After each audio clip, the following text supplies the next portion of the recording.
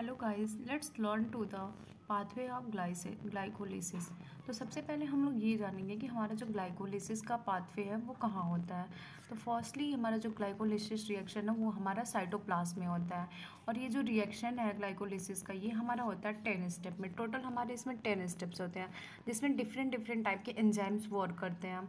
तो जो हमारा फर्स्ट रिएक्शन होता है और थर्ड रिएक्शन होता है और लास्ट जो हमारा 10th रिएक्शन होता है, ये फर्स्ट, थर्ड और 10th ऐसा रिएक्शन होता है जो कि इरिवर्सिबल होता है। बाकी सब हमारे क्या होते हैं, रिवर्सिबल रिएक्शन होते हैं। जैसा कि मैंने यहाँ लिख दिया है कि पाथवे ऑफ ग्लाइकोलिसिस जो हमारा होता है वो साइटोप्लाज्म में होता है। और जो ग्लाइकोलिसिस का रिएक्शन है पाथवे है वो हमारा 10 स्टेप में रिएक्शन पूरा टोटल होता है। और इसमें डिफरेंट डिफरेंट टाइप के एंजाइम वर्क करते हैं। जैसा कि मैंने बोला कि फर्स्ट और थर्ड और 10th रिएक्शन जो होते हैं इरिवर्सिबल होते हैं, बाकी सब रिवर्सिबल होते हैं। तो फर्स्टली हम देखते हैं कि होता क्या है इस रिएक्शन में। सबसे पहले हम फर्स्ट रिएक्शन में आते हैं जहाँ पे हमारा ग्लूकोज कन्वर्ट होता है ग्लूकोज 6 फॉस्फेट में।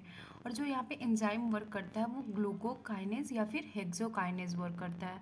जो ग्लूकोकाइनेज होता है वो लीवर का एंजाइम होता है और ये हेक्सोकाइनेज मसल्स में। ठीक है, तो हम यहाँ पे ये देखेंगे कि ग्लूकोज से हमारा जो ग्लूकोज से हमारा कन्वर्ट होकर क्या बनाता है, ग्लूकोज 6 फॉस्फेट बनाता है। और यहाँ पे यूटिलाइजेशन होता है एटीपी से, एटीपी बनता है Mg+2 के प्रेजेंस में। अब हमारा यहाँ पे फर्स्ट रिएक्शन कंप्लीट होता है। तो अब हम आते हैं नेक्स्ट स्टेप पे जो कि हमारा सेकेंड रिएक्शन है जहाँ पे ग्लूकोज 6 फॉस्फेट से फ्रुक्टोज 6 फॉस्फेट बनता है। और जहाँ यहाँ पे एंजाइम जो वर्क करते हैं वो हैं फॉस्फोग्लूको आइसोमेरेज और फॉस्फोहेक्सो आइसोमेरेज। जो हमारा ये नेक्स्ट स्टेप है सेकेंड, इसमें ग्लूकोज 6 फॉस्फेट से क्या बन रहा है, फ्रुक्टोज 6 फॉस्फेट बन रहा है। और जो एंजाइम मैंने बोला जैसा कि फॉस्फोग्लूको आइसोमेरेज या फिर फॉस्फोहेक्सो आइसोमेरेज एंजाइम यहाँ वर्क करते हैं। अब यहाँ हमारा 2 रिएक्शन कंप्लीट होता है। अब यहाँ पे हमारा फ्रुक्टोज 6 फॉस्फेट से अब हम थर्ड रिएक्शन में आते हैं जहाँ पे हमारा फ्रुक्टोज 6 फॉस्फेट बना था वो अब कन्वर्ट होगा फ्रुक्टोज 1,6 बिस फॉस्फेट में। और ये हमारा तीसरा रिएक्शन है। और जो फ्रुक्टोज 6 फॉस्फेट से जब फ्रुक्टोज 1,6 बिस फॉस्फेट बनेगा तो यहाँ पे एंजाइम कौन सा वर्क करेगा, फॉस्फोफ्रुक्टोकाइनेज। और यहाँ पे एक एटीपी से एक एटीपी बनेगा Mg+2 के प्रेजेंस में। और गाइस हम यहाँ ये देख सकते हैं कि जो जैसा हमारा रिएक्शन होगा उसी से मिलता जुलता हमारा एंजाइम भी होगा। जैसे कि यहाँ पे फ्रुक्टोज 6 फॉस्फेट है तो फ्रुक्टोज 6 फॉस्फेट से फ्रुक्टोज 1,6 बिस फॉस्फेट बन रहा है तो एंजाइम क्या है, फॉस्फोफ्रुक्टोकाइनेज है। और जहाँ जहाँ काइनेज वर्ड आएगा वहाँ वहाँ एटीपी से एटीपी बनेगा। ठीक है।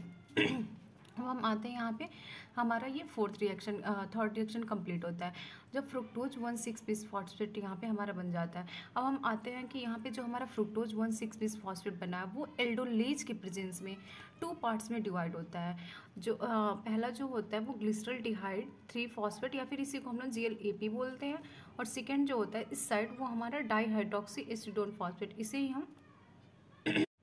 इसे ही हम डाईहाइड्रोक्सी एसीटोन फॉस्फेट या फिर DHAP भी बोलते हैं। ठीक है, ये हमारा 2 पार्ट्स में रिएक्शन यहाँ से चलने लगता है। और ये यहाँ पे जो एंजाइम वर्क करेगा ट्राइओज फॉस्फेट आइसोमेरेज होगा।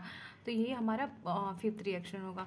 यहाँ पे सेम रिएक्शन यहाँ भी होता है लेकिन हम यहाँ पे ना दिखा कि एक तरफ दिखा देते हैं। और यहाँ पे इसलिए ये जो रिएक्शन होता है 2 पार्ट्स में होता है। तो गाइज यहाँ पे हमारा 2 मॉलिक्यूल्स बनेगा। ठीक है, तो जब हमारा यहाँ पे ट्राइओज फॉस्फेट आइसोमेरेज के प्रेजेंस में जो हमारा ये फ्रुक्टोज 1,6 बिस फॉस्फेट 2 पार्ट्स में डिवाइड हो जाता है, ग्लिसरल्डिहाइड 3 फॉस्फेट और डाईहाइड्रोक्सी एसीटोन फॉस्फेट। फिर अब हम यहाँ देखेंगे जो हमारा ग्लिसरल्डिहाइड 3 फॉस्फेट है वो यहाँ पे कन्वर्ट फॉस्फोग्लिसरेट बनाता है और एंजाइम वर्क करता है ग्लिसरल्डिहाइड 3 फॉस्फेट डिहाइड्रोजिनेज। ये हमारा 6 रिएक्शन है। और यहाँ पे हमारा 2 NAD+ से 2 NADH+ H+ का फॉर्मेशन हो जाता है। ठीक है, और यहाँ पे हमारा 6 रिएक्शन कंप्लीट होता है। अब हम आते हैं नेक्स्ट 7th रिएक्शन पे जो हमारा 1,3 बिस फॉस्फोग्लिसरेट बना है। यहाँ पे 2 मॉलिक्यूल बन रहा है क्योंकि यहाँ पे भी सेम रिएक्शन हो रहा है ना, तो यहाँ ना दिखा के हम लोग यहाँ पे एक तरफ दिखा रहे हैं। तो हमें हमारा यहाँ पे 2 मॉलिक्यूल का 1,3 बिस फॉस्फोग्लिसरेट बन रहा है जो कि अब कन्वर्ट होगा 3 फॉस्फोग्लिसरेट में। और जो यहाँ पे एंजाइम वर्क करेगा फॉस्फोग्लिसरेट काइनेज। मैंने क्या बोला था, जहाँ जहाँ काइनेज होगा वहाँ वहाँ एटीपी से एटीपी का फॉर्मेशन होगा। ठीक है, यहाँ पे एटीपी, यहाँ हमारा 7वां रिएक्शन कंप्लीट होता है। फिर हमारा यहाँ पे जब 2 मॉलिक्यूल का 3 फॉस्फोग्लिसरेट बन जाता है तो 3 फॉस्फोग्लिसरेट कन्वर्ट होता है 2 फॉस्फोग्लिसरेट में। और यहाँ पे जो एंजाइम वर्क करेगा फॉस्फोग्लिसरेट म्यूटेज। और ये हमारा 8वां रिएक्शन है। ठीक है गाइस, अब यहाँ पे हमारे नवे रिएक्शन में देखते हैं तो 2-फॉस्फोग्लिसरेट जो होता है वो कन्वर्ट हो जाता है फास्फोइनॉल पाइरुवेट में। और जो फास्फोइनॉल पाइरुवेट में जब ये कन्वर्ट हो जाता है तो यहाँ पे जो एंजाइम वर्क करता है इनोलेज, इनोलेज जो हमारा एंजाइम होता है यहाँ पे वर्क करता है और यहाँ से एक H2O बाहर निकल जाता है और Mg+2 और Mn+2 के प्रेजेंस में हमारा क्या होता है कि 2-फॉस्फोग्लिसरेट से फास्फोइनॉल पाइरुवेट का फॉर्मेशन हो जाता है, कन्वर्ट हो जाता है। ठीक है गाइज, यहाँ पे हमारा जो 9th रिएक्शन स्टेप होता है या फिर रिएक्शन होता है वो कंप्लीट होता है। अब हम आते हैं लास्ट रिएक्शन जो हमारा होता है 10th रिएक्शन। फास्फोइनॉल पाइरुवेट से हमारा बनता है क्या है, पाइरुवेट बनता है। और ये यहाँ पे जो एंजाइम वर्क करे तो हमारा गाइज यहाँ पे फास्फोइनॉल पाइरुवेट से पाइरुवेट जब बन रहा है तो यहाँ पे जो एंजाइम वर्क कर रहा है वो पाइरुवेट काइनेज वर्क कर रहा है। और मैंने क्या बोला था, जहाँ जहाँ काइनेज होगा वहाँ वहाँ ATP से ATP बनेगा, तो 2 ATP से 2 ATP का फॉर्मेशन हो जाता है और Mg+2 के प्रेजेंस में। और ये हमारा 10th और लास्ट रिएक्शन होता है। ठीक है गाइज, यहाँ पे 2 मॉलिक्यूल्स का पाइरुवेट बन जाता है जो कि हमारा लैक्टेट में कन्वर्ट हो जाता है और 2 NADH+H+ से 2 NAD+ का फॉर्मेशन हो जाता है। ये हमारा कंप्लीट होता है गाइज यहाँ पे ग्लाइकोलिसिस का 10th रिएक्शन जो कि स्टेप है, सारा स्टेप यहाँ पे कंप्लीट होता है। और गाइज अगर आपको कोई भी डाउट हो तो please comment, like, share and subscribe my channel.